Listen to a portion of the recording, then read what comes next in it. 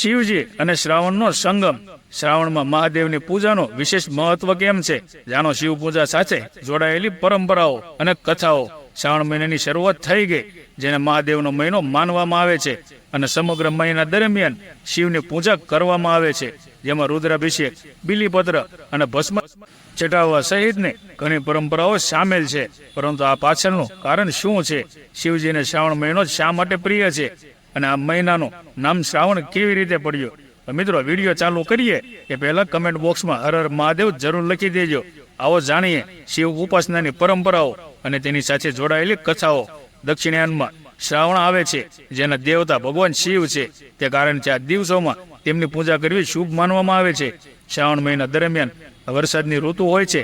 પુરાણો અનુસાર ભગવાન શિવને જે ફૂલ અને પાંદડા ચડાવવામાં આવે છે તે વરસાદમાં જ આવે છે, અને તેથી શ્રાવણમાં ભગવાન શિવની પૂજા કરવાની પરંપરા છે. સ્કંદ પુરાણમાં ભગવાન શિવે સનત કુમારને શ્રાવણ માસમાં મહિમા વિશે જણાવ્યું છે કે મને શ્રાવણ ખૂબ જ પ્રિય છે.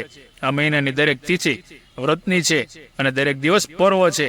તેથી આ મહિનામાં શિસ્ત અને સંયમથી પૂજા કરવાથી શક્તિ અને પુણ્ય વધે છે.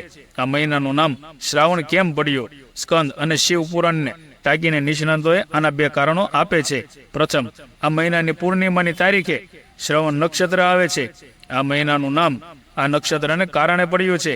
બીજું, ભગવાન શિવે સનત કુમારને કહ્યું કે તેનું મહત્વ સાંભળવા જેવું છે, જેને સફળતા મળે છે, તેથી તેને શ્રાવણ કહેવાય છે. તેમાં શુદ્ધતાને ગુણને લીધે તે આકાશ સમાન છે, તેથી તેને નભ પણ કહેવામાં આવે છે. મહાભારતના અનુશાસન પર્વમાં અંગીરા ઋષિએ શ્રાવણનું મહત્વ સમજાવતા કહ્યું હતું કે જે વ્યક્તિ મન અને ઇન્દ્રિયોને કાબુમાં રાખે છે અને શ્રાવણ માસ એક સમયે ભોજન કરીને વિતાવે છે, તેને અનેક તીર્થોમાં સ્નાન કરવા જેટલું પુણ્ય મળે છે. શિવજી સાથે જોડાયેલી 3 કથા. મિત્રો, વિડીયો ધ્યાનથી સાંભળજો. 1. પાર્વતીની પરીક્ષા. દેવી સતીએ પાર્વતી તરીકે બીજો જન્મ લીધો હતો. આ જન્મમાં પણ તે શિવજીને પતિ તરીકે મેળવવા માટે કઠોર તપસ્યા કરી રહ્યા હતા. શિવજીએ પહેલા સપ્તર્ષિઓને પરીક્ષા માટે મોકલ્યા. સપ્તર્ષિઓએ પાર્વતી પાસે જઈને શિવજીની નિંદા કરી, તેમના દોષો કહ્યા, પરંતુ માતા પાર્વતી પોતાના સંકલ્પ પર અડગ રહ્યા. ત્યારબાદ મહાદેવ સ્વયં પ્રગટ થયા. તેમણે પાર્વતીજીને વરદાન આપ્યું અને અદ્રશ્ય થઈ ગયા. ત્યારે એક બાળકનો અવાજ સંભળાયો. જ્યાં માતા પાર્વતી તપસ્યા કરી રહ્યા હતા તે તળાવમાં એક મગરે બાળકનો પગ પકડી લીધો હતો. માતા પાર્વતી ત્યાં પહોંચ્યા અને મગરને બાળકને છોડાવવા કહ્યું. મગરે તેનો નિયમ કહીને ના પાડી દીધી કે તેને દિવસના 6 કલાકમાં જે પણ મળે તે ખોરાક બનાવે છે. જેના ઉત્તરમાં માતા પાર્વતીએ પૂછ્યું કે તમે તેને છોડવાના વળતરમાં શું ઈચ્છો છો? મગરે કહ્યું, જો તમે મને તમારી તપસ્યાનું ફળ આપો તો હું બાળકને છોડી દઈશ. માતા પાર્વતીજી તરત જ તૈયાર થઈ ગયા, પરંતુ મગરે તેને સમજાવ્યું કે તે તેની કઠોર તપસ્યાનું ફળ બાળક માટે કેમ આપી રહ્યા છે. પરંતુ પાર્વતીએ દાન કરવાનો સંકલ્પ કર્યો. તેમણે આ કરતાની સાથે જ મગરનું શરીર ચમકવા લાગ્યું. અચાનક બાળક અને મગર બંને ગાયબ થઈ ગયા અને તેમની જગ્યાએ શિવજી દેખાયા. તેમણે કહ્યું કે તે પરીક્ષા લઈ રહ્યા હતા. પાર્વતીજીએ તેમની તપસ્યાનું ફળ માત્ર ભગવાન શિવને જ આપ્યું હોવાથી તેમને ફરીથી તપ કરવાની જરૂર નહોતી. પછી આગળ શું થયું જાણો. 2. કામદેવને ભસ્મ કરવામાં આવ્યા હતા. હવે વિડીયો ધ્યાનથી સાંભળજો. શિવજીને કામાંતક પણ કહેવામાં આવે છે. તેની પાછળ એક કથા જોડાયેલી છે. તારકાસુરને બ્રહ્માજી તરફથી 2 વરદાન મળ્યા હતા. પ્રથમ, 3 લોકોમાં તેમના જેવો શક્તિશાળી કોઈ ન હોવો જોઈએ, અને બીજું, ફક્ત શિવજીનો પુત્ર જ તેને મારી શકે છે. તારકાસુર જાણતો હતો કે દેવી સતીના મૃત્યુ પછી શિવ સમાધિમાં ગયા હતા, જેના કારણે શિવપુત્ર હોવાનું અસંભવ છે.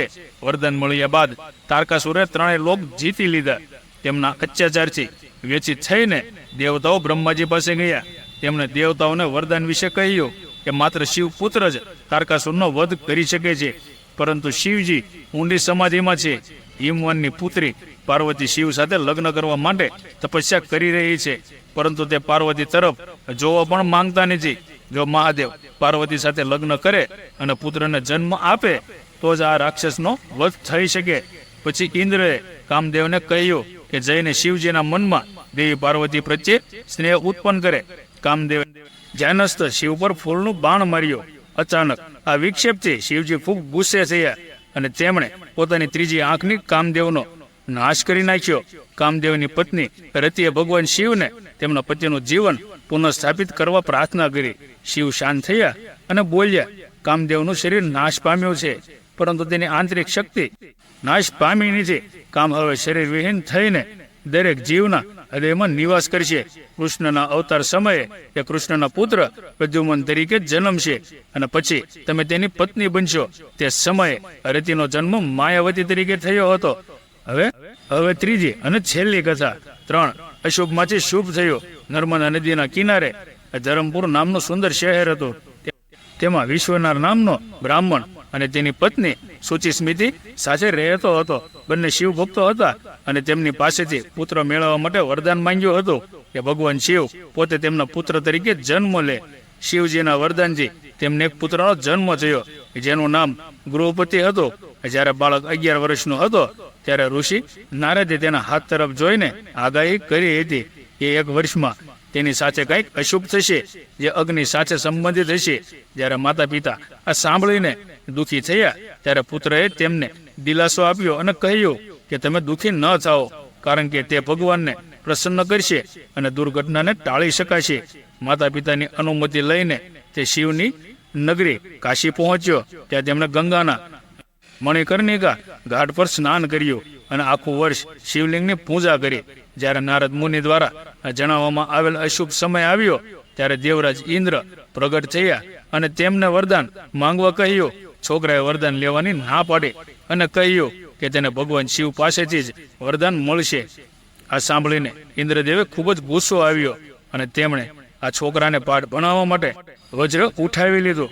બાળકે ભગવાન શિવને રક્ષા કરવા માટે વિનંતી કરી અને શિવ પ્રગટ થયા અને કહ્યું, ગભરાશો નહીં, હું તમારી પરીક્ષા કરવા ઇન્દ્રના વેશમાં આવ્યો છું. હું તને અગ્નિશ્વર નામ આપું છું. તમે દક્ષિણ પૂર્વ દિશાના રક્ષક બનશો. જે તમારો ભક્ત છે તેને અગ્નિ, વીજળી કે અકાળ મૃત્યુનો ભય રહેશે નહીં. અગ્નિને શિવનું સ્વરૂપ કહેવામાં આવે છે. તે શિવજીનું ત્રીજું નેત્ર પણ છે. તો મિત્રો, કેવી લાગી તમને આ કથા? કમેન્ટ કરીને જરૂર જણાવજો. હર હર મહાદેવ.